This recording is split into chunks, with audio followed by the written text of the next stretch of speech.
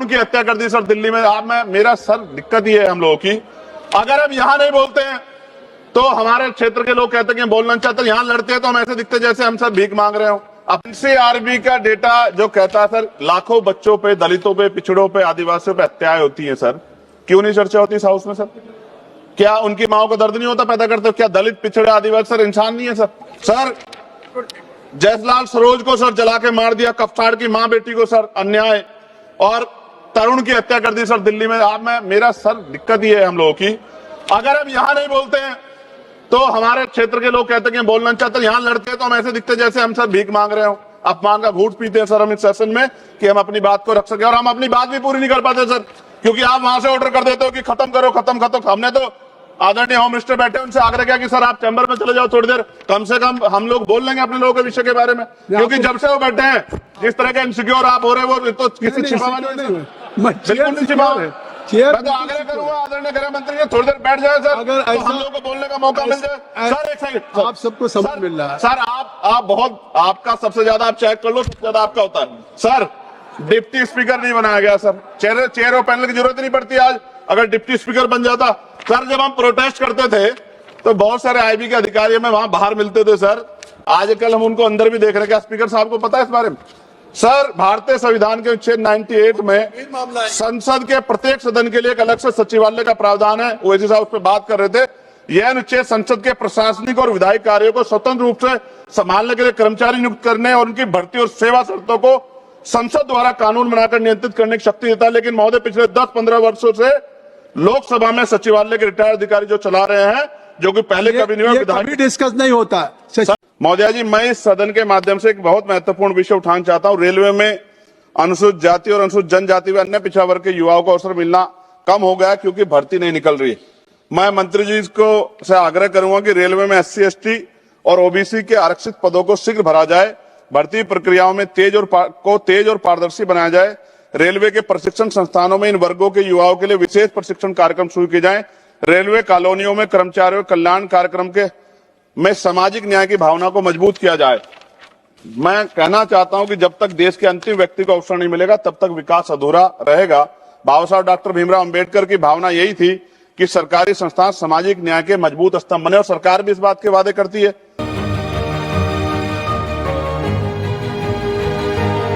बोलोगे तो जवाब दे दूंगा।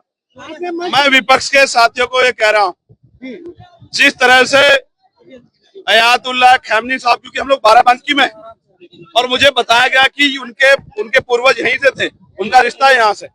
इस तरह एक लीडर ने डरने की बजाय समझौता करने के बाद शहादत को एक्सेप्ट किया।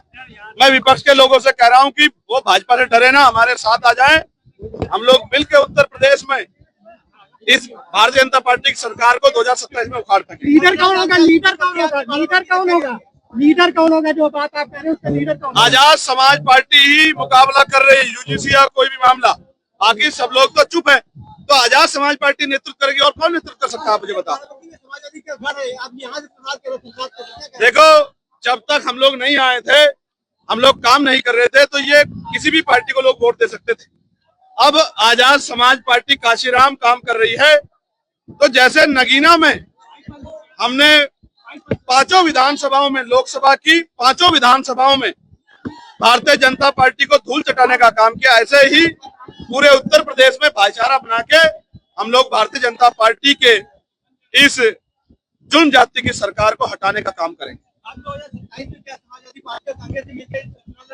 अब ये फैसला प्रदेश अध्यक्ष जी खड़े हैं, उनका निर्णय आप लोग बात कर लेना। मेरा काम तो ये है कि मैं जब ये मुझे बुलाएंगे गली मोहल्ले क्षेत्र में मैं जा जाके पार्टी के लिए काम करूंगा। कांग्रेस कह रही काशीराम जी हमारे, समाजवादी पार्टी कह रही हमारे। देखिए महापुरुष किसी जाति के नहीं होते, किसी पार्टी के नहीं होते जब वो नहीं रहते।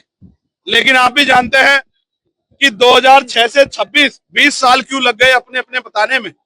हालांकि ये भी सच है कि जब से आजाद समाज पार्टी काशीराम ने मोर्चा संभाला है, जब से गांव गांव जाके माननीय काशीराम साहब के सिद्धांतों को बहुजन समाज बनाने के लिए घर घर तक पहुंचाने का काम किया है, तब से ही काशीराम साहब मेरे हैं, मेरे की होड़ लगी है। चाहे मजबूरी समझिए, जरूरत, वरना आप समझिए कि उनके नाम पे बने मेडिकल कॉलेज का नाम बदल दिया गया, उनके नाम पे बने जिले का नाम बदल दिया गया, उनके नाम पे बने अरबी फारसी विश्वविद्यालय का नाम बदल दिया गया, उनके जयंती के अवसर पे जो छुट्टी थी उसको कैंसिल कर दिया गया और उनके संगठन बामसेब को तोड़ दिया गया। तमाम तरह की बात का काम कार्य करने वाले आज काशीराम साहब को अपना किस मुंह से बता रहे हैं? क्या उनके हाथ नहीं कांप रहे? काशीराम साहब को माला चढ़ाते हुए जिन्होंने काशीराम साहब का भर के अपमान किया, नुकसान किया उनके आंदोलन का, आज वो काशीराम साहब को अपनाने की बात कर रहे हैं। ये आजाद समाज पार्टी का बढ़ता हुआ प्रभाव है कि विरोधियों को भी आज काशीराम साहब के सामने नतमस्तक होना पड़ रहा है।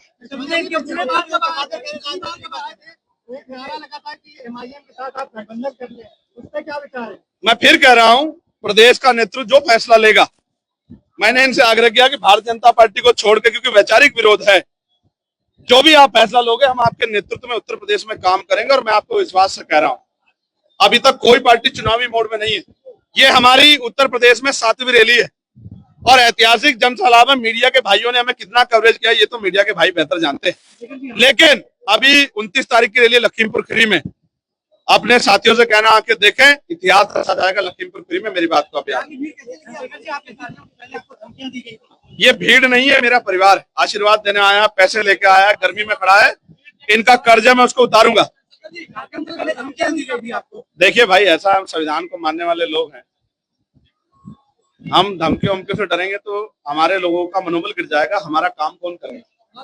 वो अब पोस्टर जला दें, गोली चला दें, पत्थर चला दें जैसे आज चला, इन सब चीजों से वो हमारे ऊपर नहीं, उत्तर प्रदेश की कानून व्यवस्था पे सवालिया निशान खड़ा कर रहे हैं।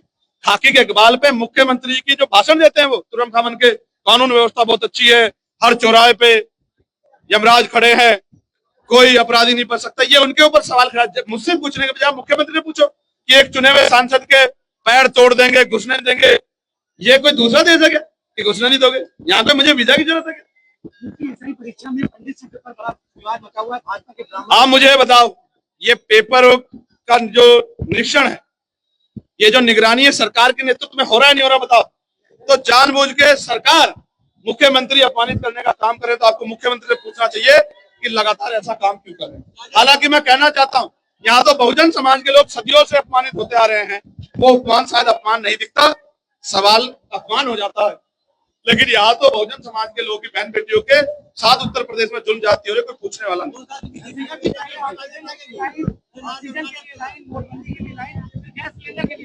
गैस के लिए लाइन लगेगी, पेट्रोल डीजल के लिए लाइन लगेगी, चूल्हे जलाने पड़ेंगे, ये सरकार की गलत नीतियों की वजह से हुआ है। ईरान हमारा मित्र देश है, हमें ईरान से अच्छे रिश्ते रखने चाहिए थे, इस तरह की समस्या का सामना नहीं, अभी तो रखने पड़ रहे हैं मजबूरी में। सही, हमें सही फैसले लेने चाहिए, सही अगर फॉरेन पॉलिसी होगी तो सब कुछ अच्छा हो। धन्यवाद।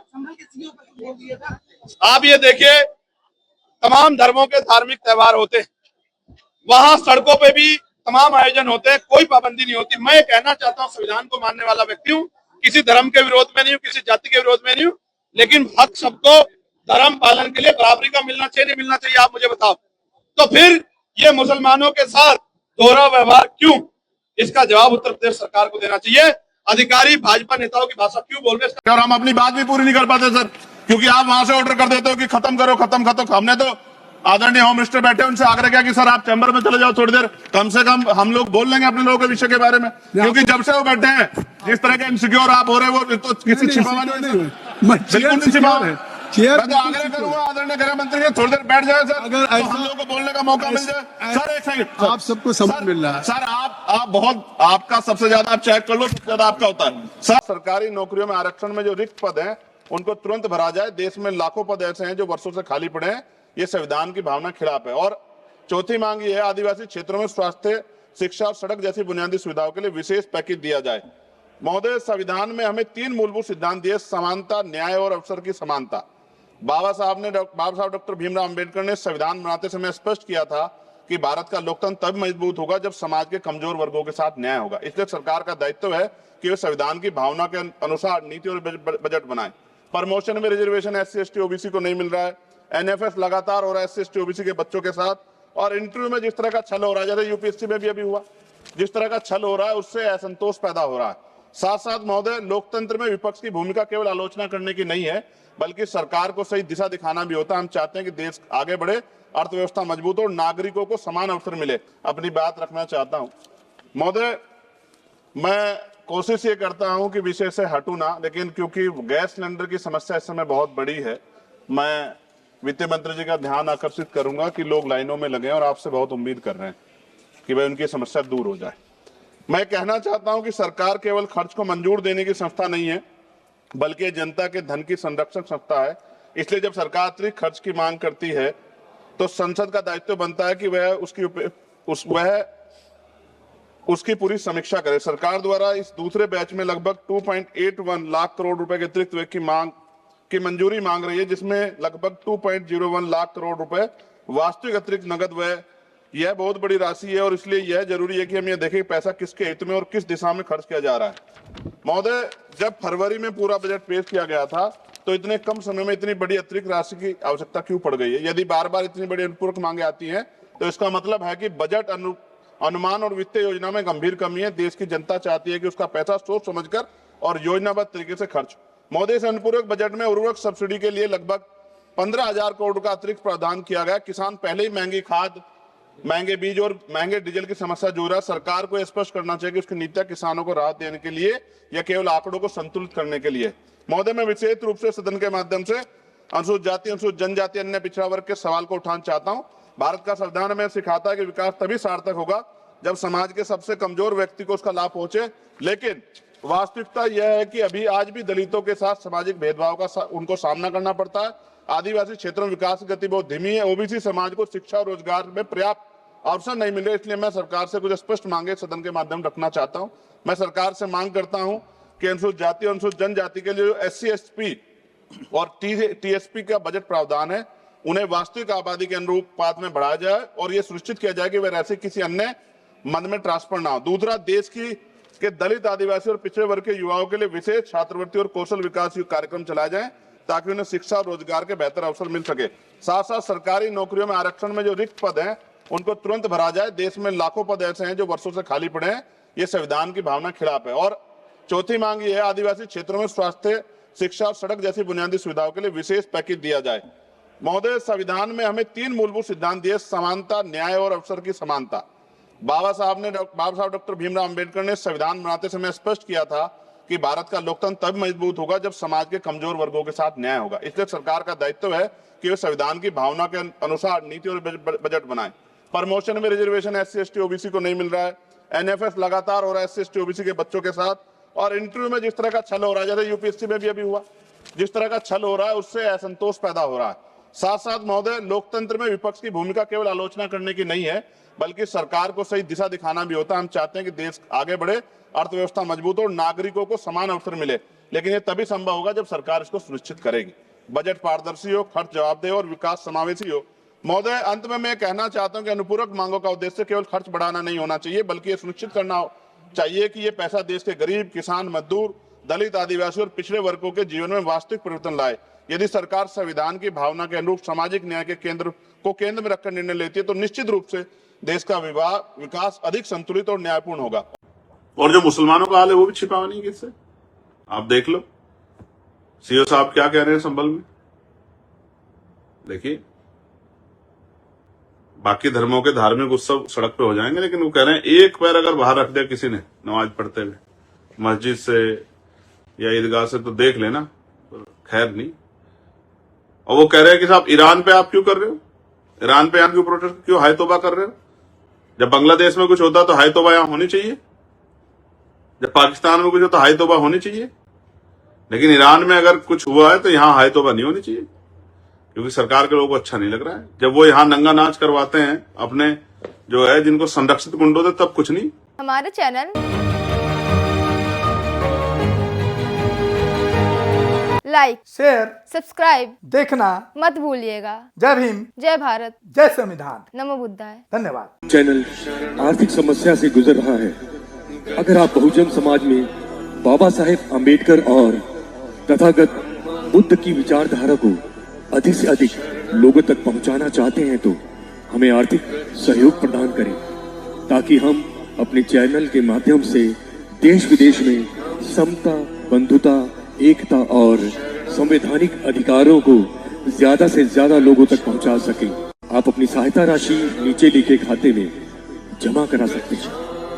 खाता धारक गौतम रत्न, खाता संख्या 3169576865 IFSC कोड SBIN 0060336 बैंक भारतीय स्टेट बैंक। आप हमारे बैंक खाते का विवरण स्क्रीन पर भी देख सकते हैं। जय भीम जय भीम। मैं गौतम रत्ना गौतम फिल्म्स प्रोडक्शन में आपका स्वागत करता हूं। आप हमारे प्रोडक्शन हाउस के अंदर अपना कैरियर बना सकते हैं as a film director, as a producer and actor and actress and editor and cinematographer also. अगर आपको फिल्म से रिलेटेड कुछ भी प्रोजेक्ट आपको बनवाना है तो हमारे पास में पूरा सेटअप है, जिसमें फिल्म कैमरा है, शूटिंग लाइट्स है और एडिटिंग है। सारा A to Z एक ही जगह पर आपको हमारे यहाँ पर मिल जाएगा। तो दोस्तों, आप हमें कांटेक्ट कर सकते हैं हमारे नंबर्स पर 9810085714।